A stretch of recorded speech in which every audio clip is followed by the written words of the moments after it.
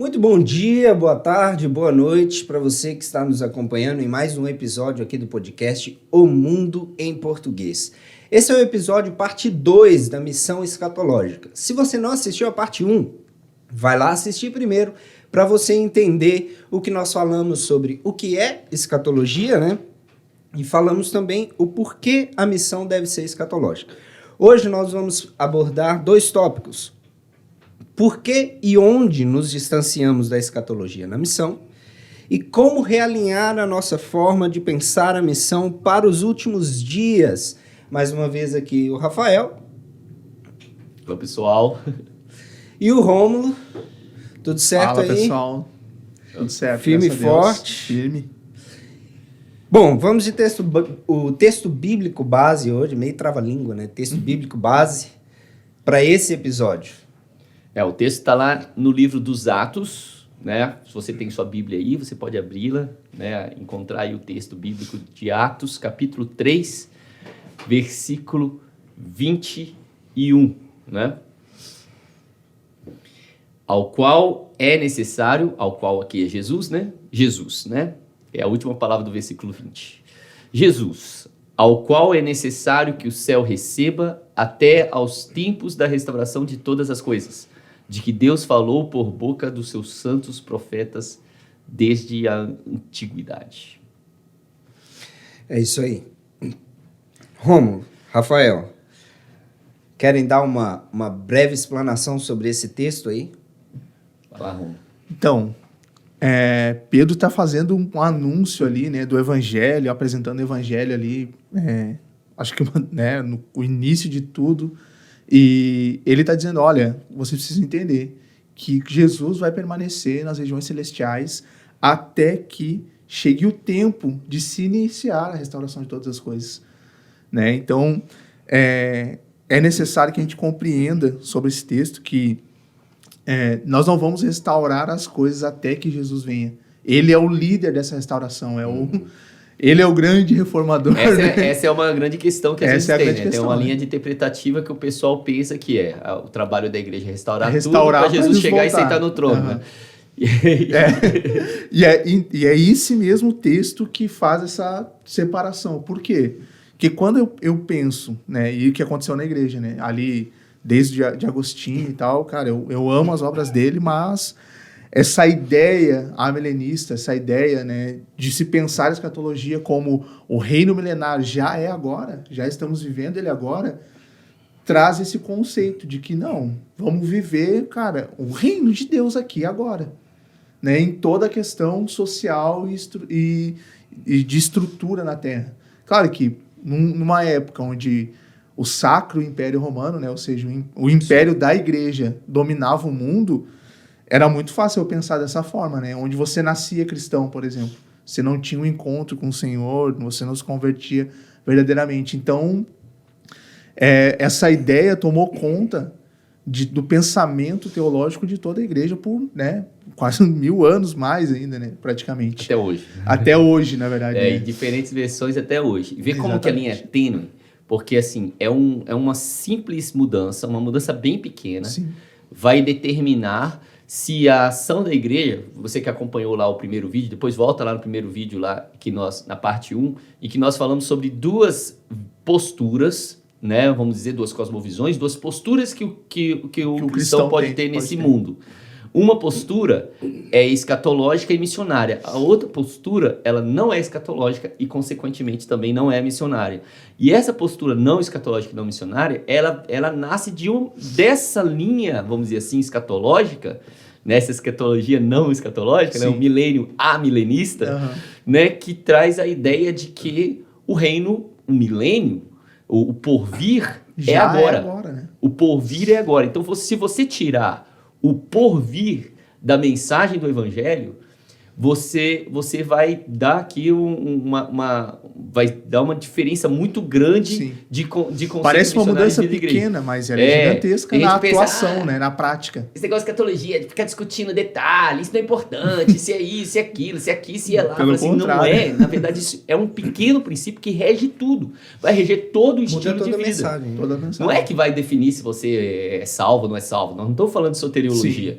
Mas nós estamos falando da missiologia. Então, assim, quando eu entendi que escatologia e missiologia estavam interligados, Sim.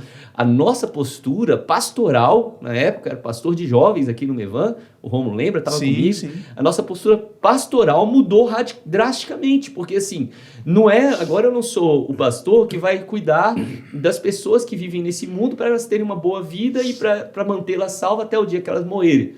Então, assim, não, a nossa postura se tornou militante, totalmente militante. Eu falei assim, não, eu preciso despertar uma geração para o reino por vir. Eu não posso deixar que eles pensem que o reino por vir é agora, né? Ainda que nós entendemos a faceta do reino, especialmente tudo que está composto dentro da salvação, para o agora. A salvação, você é salvo hoje. Você não vai ser simplesmente salvo no futuro.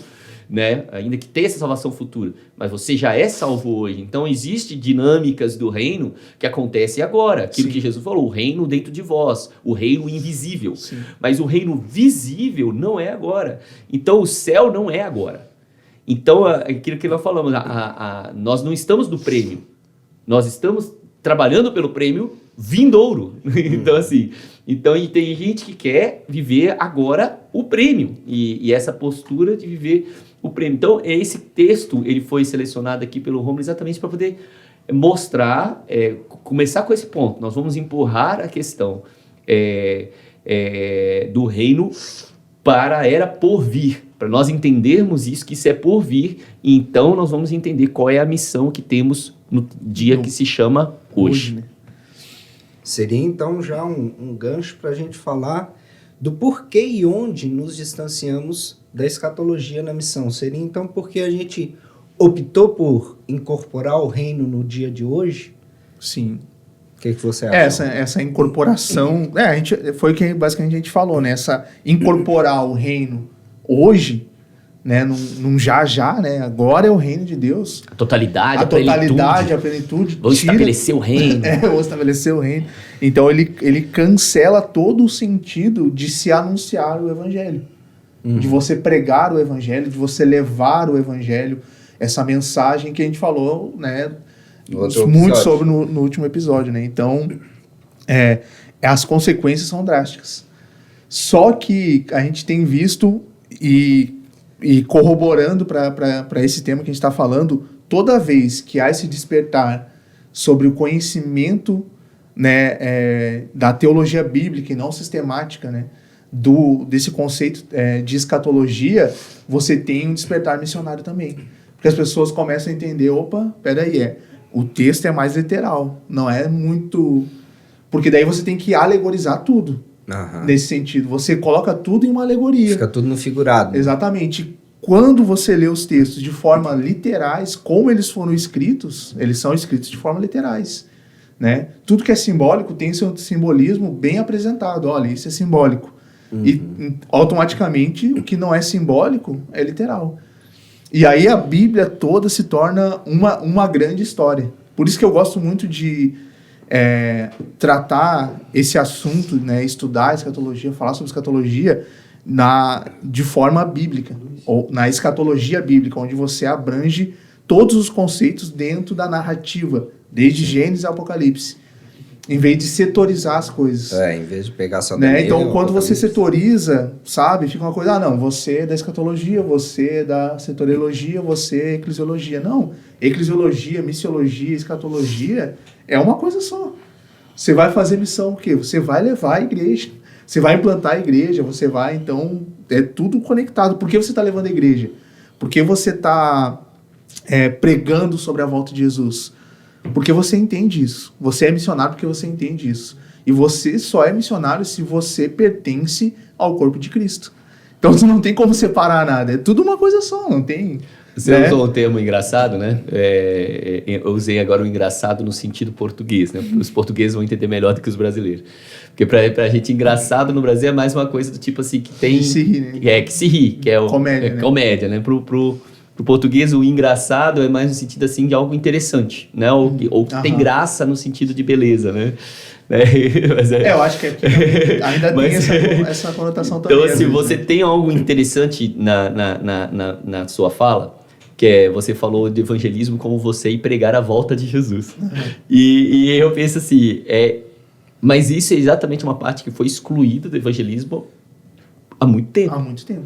Então, assim, você pegar a ideia, né? Eu até falei um pouquinho também no podcast, na primeira parte, falei sobre o movimento adventista no século XIX, né? Que foi esse despertar da igreja para pregar a segunda vinda de Cristo, né? Então, assim, porque a mensagem da segunda vinda, ela foi apagada há muito tempo atrás. A questão do onde e quando, o Rômulo citou um pouquinho quando ele citou Agostinho, que é brilhante, né? Sim. Eu acho que ninguém que se preze, nenhum amante ou estudante de teologia que se preze vai desprezar os escritos dele, de Agostinho, mas o fato de nós amarmos não significa que a gente não veja que tem ali alguns desacertos com relação à visão e que geraram algumas coisas que geraram complicações no desenvolvimento, exatamente, no desenvolvimento da igreja, que é o início do onde foi que a gente separou a escatologia da missão. Sim.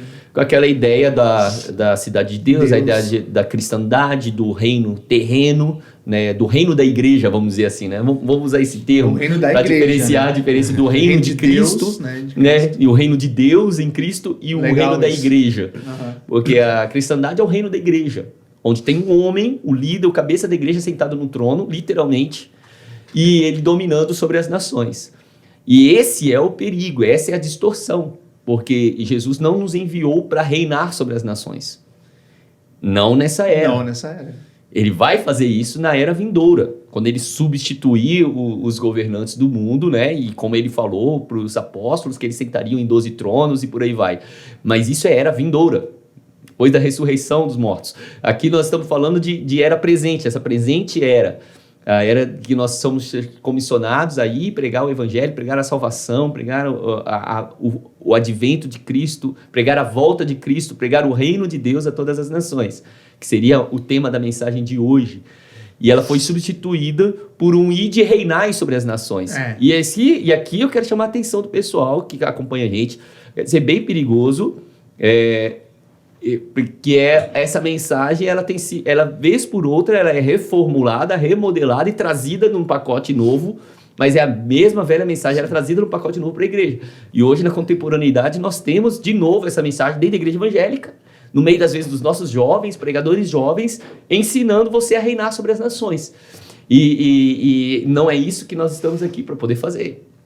Hoje nós estamos aqui para pregar a volta de Cristo. A ideia de você pregar o reino por vir, né? A mensagem de que Jesus voltará, ela foi esvaziada ao longo do tempo para uma mensagem em que, às vezes até uma não mensagem, né? Uma simples ação política mesmo. Sim. Uma ação política, uma revolução política que coloca a igreja no poder das nações. E isso é o reino de Deus chegando nos lugares. Errado.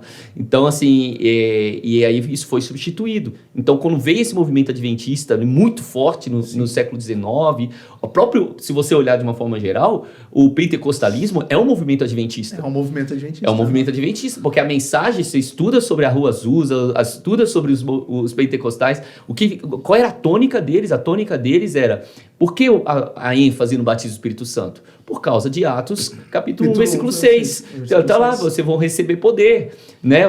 Vocês vão ser batizados do Espírito Santo. Isso? Depois Atos 1:8, vão receber poder para ser testemunha até os confins da terra. Testemunha até os confins da terra, não reis.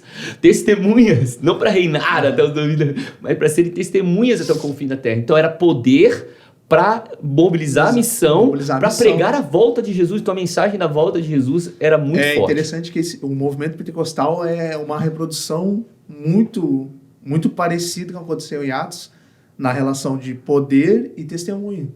Porque as igrejas pentecostais, elas levaram esse movimento missionário por todo mundo. Houve um grande despertar missionário por causa delas. Então, a gente é muito grato a todo esse movimento, né? E quando a gente entende a gente precisa ser mais agora me fugiu a palavra, mas quando você... ecumênico no sentido dentro da cristandade, do cristianismo, né? Mas você entende a história da igreja como um todo e você não para... você é continuista totalmente, né? Cara, você consegue ver o plano de Deus perfeito se movimentando em cada momento da história. Você, olha, nós estamos no momento propício para isso, para um anúncio da volta de Jesus e de manifestação de poder para, né, que isso seja corroborado, né? Para que essa mensagem seja corroborada com poder. Então eu acho que fecha a pergunta do porquê e onde nos distanciamos da escatologia da missão com esse parâmetro. Quando foi onde e por quê, né? Quando nós começou a ser pregado dentro da igreja, ao invés de poder para ser testemunha, você reinar entre as nações, tomar o poder das nações. Né? O poder, é muito mais atrativo, poder, né? Do alto foi substituído por poder terreno. Né? E isso foi dominando a história da igreja até que nós fomos chegando nos séculos, né? Nos últimos séculos, né? Que eu penso que o Espírito Santo foi começando a despertar a igreja, aquela coisa que nós falamos também na primeira parte, né? O pessoal começou a ter uma noção de uma conclusão de um século, a conclusão de um milênio, e começou a gerar uma expectativa do milênio vindouro.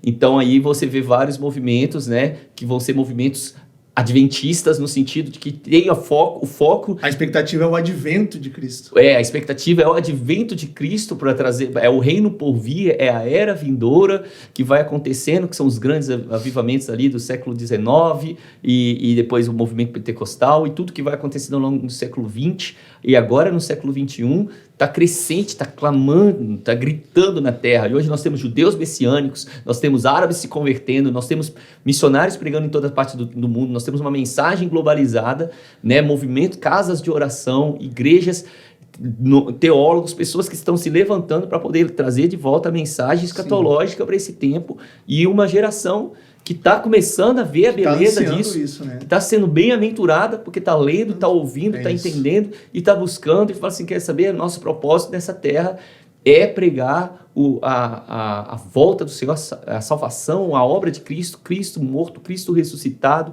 Cristo triunfante, Cristo que vai retornar, o reino que está por vir. E esse é o lugar que nós estamos chegando. Né? Eu tenho uma pergunta, vou jogar pro alto aí uma pergunta sobre algo que o Rafael falou e eu acho que faz total sentido pensar a respeito disso, que é a questão política. Porque a partir do momento, há muitos séculos atrás, em que a igreja se tornou política, isso, inevitavelmente, distanciou a pregação escatológica para poder centralizar o poder na mão da igreja como um governante político na terra? Sim, não, talvez, muito, pouco. Joguei pro alto aí. Quem quiser pegar, pega e mata no peito e vai. Assim, para mim, no sentido de que aconteceu isso. Agora... Pensar que foi né, de forma estratégica que aconteceu tudo isso, não sei dizer. Pelo menos a estratégia de Satanás foi essa, né? Funcionou. Né? Funcionou, né? Mas eu acho que com certeza porque um discurso atrapalha o outro. Por quê? Porque quando eu prego o reino de Deus vindouro, é uma pregação política também. É uma pregação, um anúncio de um novo governo. Sim. O reino é uma forma de governo. Entendeu? Então, por que muitos países onde há grande perseguição é proibido o evangelho? Porque é uma mudança de governo, de poder. Que agora a igreja não está submissa mais ao poder do Estado. Né? Não que a igreja não deva ser, né? Não estou falando disso. Que a igreja não deva se submeter às leis. Eu estou falando que isso incomoda os poderes políticos. Então, com certeza, essa pregação, né, do reino agora e nós reinando em vez de Cristo, atrapalha com certeza o discurso. E é calado esse discurso, essa pregação genuína do evangelho por causa disso. Né? Então há uma desconexão, não tem como você... Né, não tem como andar junto com esse discurso, não. Sim, só para deixar claro que, assim, para poder não cair num extremo de pensar assim que o cristão não deve se envolver com a política. Não é esse que é o ponto. Eu vou usar Israel como uma analogia. Israel, o Estado de Israel. Israel existe hoje como um Estado, né? você tem ali um Estado independente, né? Você tem um Estado cuja capital é reconhecida internacionalmente é Tel Aviv e não Jerusalém, ou seja, não a cidade do rei, não a cidade que o Senhor escolheu, onde você tem governantes, né, israelenses, eles exercem governo, eles têm uma sociedade, né, que eles cuidam, tem ali todas as dinâmicas da sociedade. Os judeus estão governando, os judeus estão estabelecendo a sua sociedade, os judeus estão na economia, os judeus estão na arte. Estou falando em Israel, né? Então, assim, você tem judeus em todas as esferas da sociedade, uma sociedade judaica. O que você não tem em Israel hoje? Um rei. Por que não tem e não pode ter um rei em Israel hoje? Porque Israel sabe que só um judeu pode se assentar no trono. O Mashiach. Sim. Então eu acho que Israel é uma boa analogia, porque assim, o cristão ele pode estar na política, o cristão ele pode estar na economia, o cristão ele pode estar na educação, o cristão pode cuidar da sociedade, claro, como que não? Se a Bíblia fala que como o justo governa a cidade se alegra, é claro que se você tiver um cristão justo, o justo é que é mais importante que que a confissão religiosa, no ponto. Se você tiver um homem bom, né, um homem justo no governo, cuidando da cidade, é claro, se você fala, se perguntasse para mim, você não acha que a igreja deveria cuidar da cidade? Com certeza, nós estamos aqui, o jardim de Deus, vamos cuidar do lugar. Agora, precisamos, isso não exclui, é o que alguns falam como reino agora e ainda não. O já e ainda não. O já e ainda não. Isso não exclui o fato de que o trono não pode ser tomado por outro cristão, senão o rei, senão o próprio Cristo. Sim. Então, por isso que em Israel não incomoda tanto o fato de a capital ser ou não ser Jerusalém. Sim. Se tem lá muçulmanos lá na embaixada. O Mashiach não chegou. Quando ele chegar, ele resolve. Então, assim, o dia que Israel vai ser um reino, de novo, como Deus estabeleceu na Bíblia, quando o Mashiach vier e assumir o seu trono. Pronto. Então, isso deveria ser o conceito do cristão. Quando é que nós vamos ter um reino cristão no mundo, né? Vamos dizer assim, né? Isso deveria ter sido o que a igreja pensou lá atrás. Não teria problema toda a explanação de Agostinho, dos agostinianos, sim, e todos os cristãos que entenderam modelos de sociedade transformadas pela cultura judaico-cristã. Nós somos muito gratos a isso. Somos abençoados. Somos muito abençoados por isso. Vai ver o mundo. É só a gente separar o mundo, né? O Ocidente e o Oriente. Não tem comparação, não tem comparação. Então, assim, em geral, fez muito bem para a sociedade esses fundamentos. E glória a Deus por causa disso, nós somos fruto disso tudo de uma maneira, né? Eu falo muito com relação a Portugal, que o pessoal às vezes fala assim, que Portugal colonizou o Brasil, e hoje tem todo um movimento, uma narrativa que quer desconstruir, né, e demonizar a era colonial e não sei o que, tal. Mas eu falo assim, eu dou graças a Deus como brasileiro, sim, descendente de português e mais sei lá o quê, entendeu? Mais um monte de coisa, só olhar pela minha pele. Se vocês se apegar a genealogia, vocês vão longe. Exatamente, judeu e sei lá, indígena e africano, sei lá mais o que tem na minha linhagem para trás. Assim, mas se nós hoje não somos canibais, não estamos sepultando as nossas crianças vivas, adorando falsos deuses e um monte de outras coisas, porque nós fomos abençoados vamos dizer assim, pela cristandade. Então, assim, onde é que estava o destempero disso tudo? O cristão ele poderia se envolver e cuidar do jardim, o que ele não poderia colocar um homem no trono. Então, assim, esse é o problema, né? O cristão pode estar na política, mas ele não pode governar o reino de Deus. Não é político agora. É como você falou, é um discurso que atrapalha o outro. Se você pregar o reino político agora, dia, quando o Cristo vier, ele vai ser o problema para esse reino. Exatamente. Quando o Cristo vier, ele vai ser o problema para esse reino. Vai ser o problema para esse rei. E falando da questão política, o reino de Deus é teocrático. E hoje nós temos uma democracia. Exato. Então não é nem a mesma forma de governar. Então, e o maior erro é você tentar estabelecer uma teocracia agora. Uma teocracia agora, não tem como. Porque o Deus não está na Terra. Não está aqui. Então, assim, o Deus humano não está na Terra. Os céus o retém, Deus não está na Terra, né? O Espírito de Deus é onipresente. Aí lá vem o pessoal, né? Fala assim, não, o Deus humano, o verbo que se fez carne não está na Terra. Quando ele estiver na Terra, nós temos uma teocracia. E assim como Adão foi criado para governar, o segundo Adão tem essa mesma prerrogativa.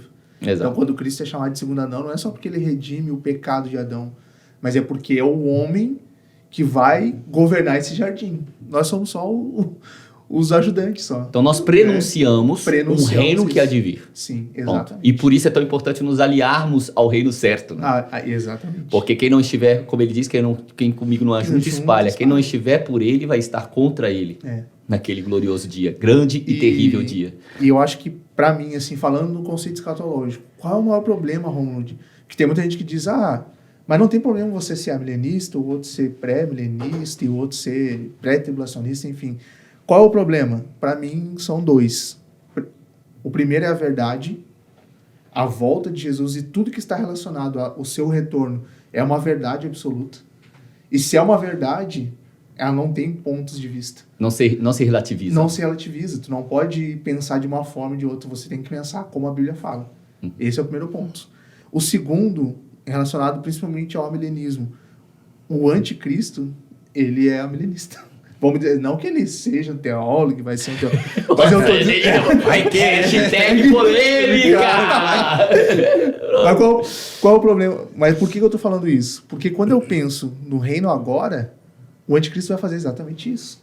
É o reino sem o Cristo. É um reino sem o Cristo, exatamente. É um espírito do anticristo, que já opera hoje. O espírito que se opõe ao Cristo, exatamente. Pensa, se o Cristo é o rei, então qualquer outro reino...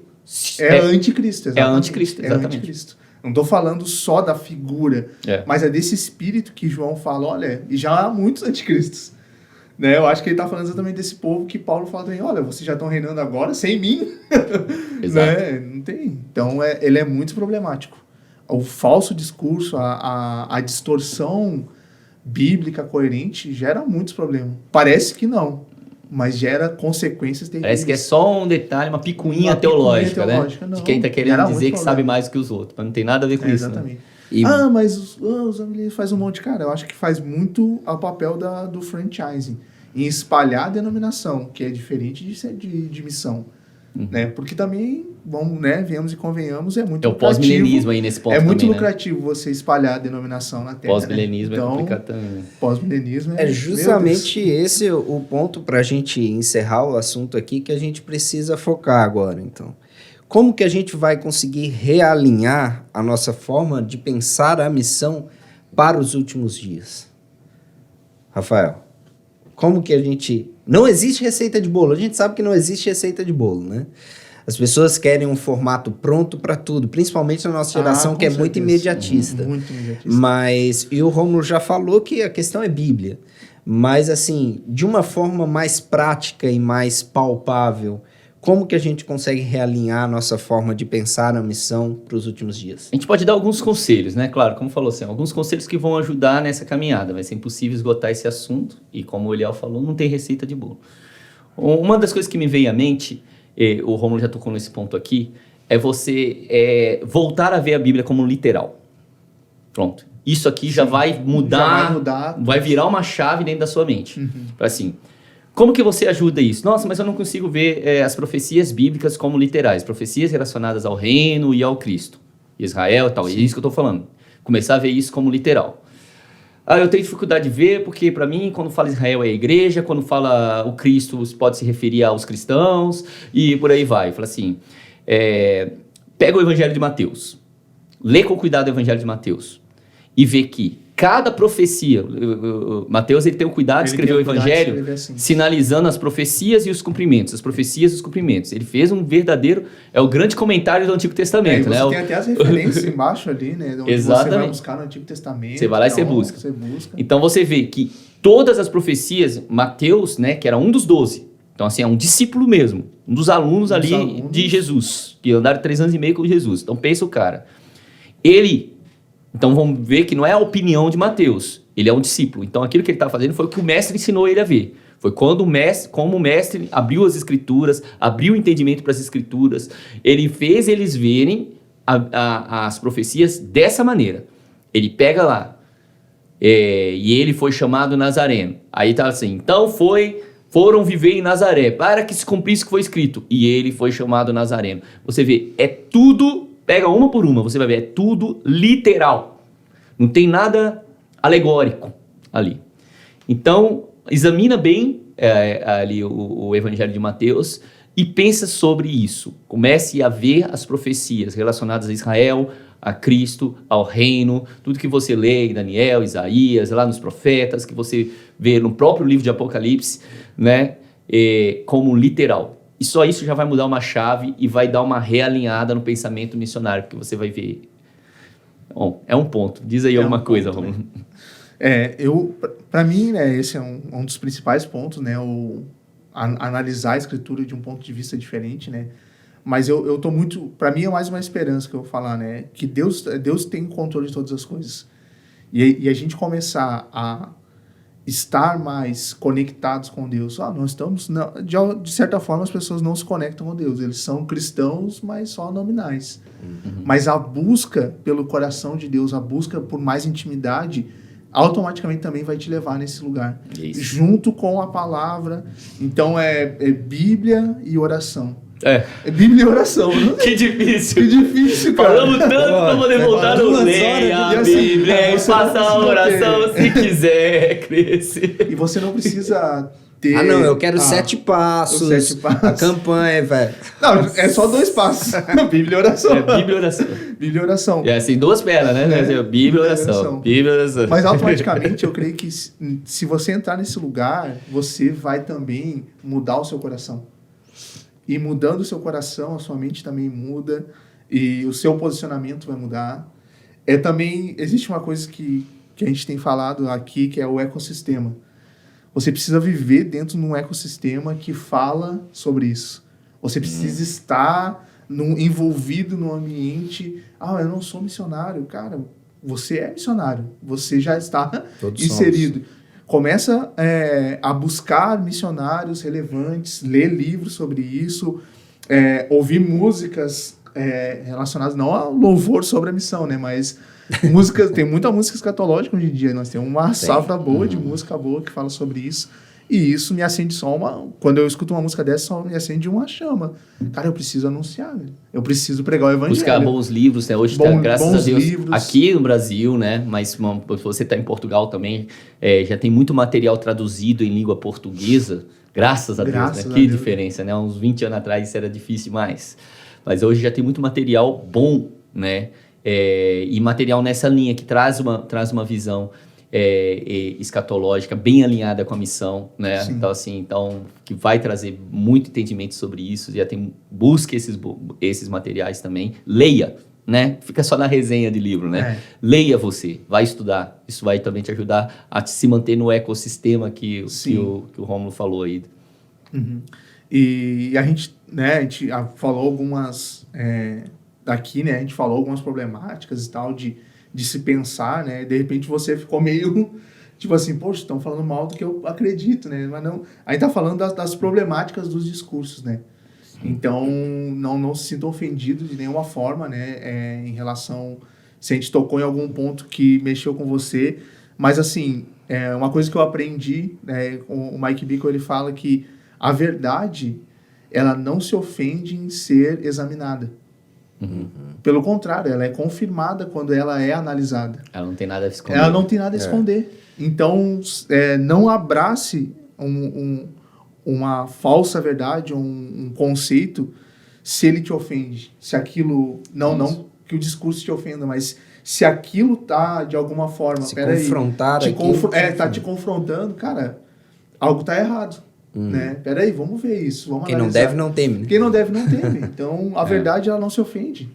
Né? E eu acho que a gente precisa ser maduro hoje em dia para vasculhar sem medo. Não, vamos analisar, até porque eu não sou dono da verdade. A verdade é uma pessoa, é o Cristo. A gente está tentando conhecer ele, né? E até você citou o Mike Bickle, me fez lembrar de uma outra frase do Mike Bickle, né, que eu deixo de conselho principalmente para os mais novos, né, mas para todo cristão em geral. Não abrace nenhum ensinamento bíblico, nenhuma doutrina que você não consiga ver por si mesmo na Bíblia. Então, assim, é algo que talvez você não via. Às vezes a gente falou uma coisa assim, cara, eu nunca tinha pensado nisso. Seja bereano. Mas começa a ver. Pega a Bíblia, pega os textos bíblicos que nós estamos falando, vai lá, confere. Você leu a Bíblia, você conseguiu ver o que nós estamos falando lá, abrace. Você não conseguiu ver, ainda que seja verdade para nós. Nós conseguimos ver lá. Mas você não consegue ver, não abrace. Não abrace. Até que você Até veja que você por si mesmo. Isso. Isso vai te resguardar. Mas isso não vai me impedir, às vezes, de abraçar um conceito que é bom? Não, porque você vai amadurecer com o tempo e um dia você vai enxergar isso ali. Mas isso vai te resguardar de abraçar conceitos maus. Porque o conceito mau, que eu falei assim, ele não se... tem uma hora que ele não se encontra respaldo bíblico. Não. Respaldo, exatamente. Ele tá ali na Bíblia. Não, mas eu vi, me pregaram e tá ali, o versículo fala isso. Aí a gente vem e traz a verdade, traz a luz sobre aquilo. Aí de repente você olha o texto, olhando bem, o versículo não sustenta bem essa ideia. Era muito mais o que me disseram sobre o versículo do que o versículo em si. Então esse é um ponto. Fique na palavra, né? É verdade. Então tá, gente. É isso aí. Chegamos aí ao final desse tema, né? Em 2 episódios. Final não, né? Porque a gente poderia ir muito longe. Final da introdução. Podia ser um podcast exclusivo. A primeira página do prefácio, né? Mas assim, Rômulo, faça aí... esses 2 episódios são apenas para poder lançar o curso. A gente tem o grupo do Telegram. 2 cursos, né? A missão dos últimos dias e escatologia para a missão, né? 2 cursos nós temos. Não. Meu Deus. Não. Vamos lá, gente. Então, assim, se você quer saber mais sobre o tema, procure acompanhar o Rômulo nas redes sociais dele, que é @Rômulo Ben Oliveira. Ben Oliveira, bem com N, Oliveira. Exatamente. E não sei se vai dar muito certo. Eu não uso muito, né? Mas vai começar a usar. Dá meu telefone. Pelo menos reposta o kit Marco, né? Já é alguma coisa. O Rafael, que é @Rafael Yoshua. É igual Yeshua, mas com O. Com Y, S-H-U-A. Isso aí. E eu, Seu Instagram é fácil pra seguir. @ElielLC, eu sou o pobre da turma, né? O mais fácil é o Mevan Missão Portugal, segue a gente na missão. Principalmente o @Mevan Missão Portugal em todas as suas redes sociais. E pra gente encerrar, então, Rômulo, considerações finais aí sobre esse tema, sobre tudo que a gente falou nesses 2 episódios? Abrace a missão de Deus. Abrace aquilo que o Senhor está fazendo esses dias e não tenha medo, porque... Ele, como a gente falou ali, Deus ele está trabalhando para esse propósito. E todas as coisas vão corroborar para o bem desse propósito e automaticamente para a sua vida. Né? E é isso. Só para dar um incentivo. Eu acho que melhor do que falar um monte de coisa é incentivar, né? É isso aí. Rafael? Fechou, fiquei com ele aí. É isso aí. Tamo fechado, tamo junto. Bom, gente, é isso aí então. Chegamos ao final de mais um episódio do podcast. Encerramos aí essa abordagem do tema missão escatológica. Quem sabe num futuro não tão distante a gente aborde novamente de outras frentes. E você que gostou, não deixe de compartilhar. Repito, se você começou pela parte 2, assiste lá a parte 1, é importante também. Nós falamos sobre várias coisas relacionadas à escatologia, sobre a importância de entender a escatologia, o estudo do fim das coisas, de todas as coisas, e principalmente fique atento aí, porque em breve virão mais episódios, vamos abordar sobre várias coisas aí concernentes à missão em países de fala portuguesa. Esse é o podcast O Mundo em Português. Muito obrigado, Rômulo, Rafael, um abraço, até mais, Deus abençoe.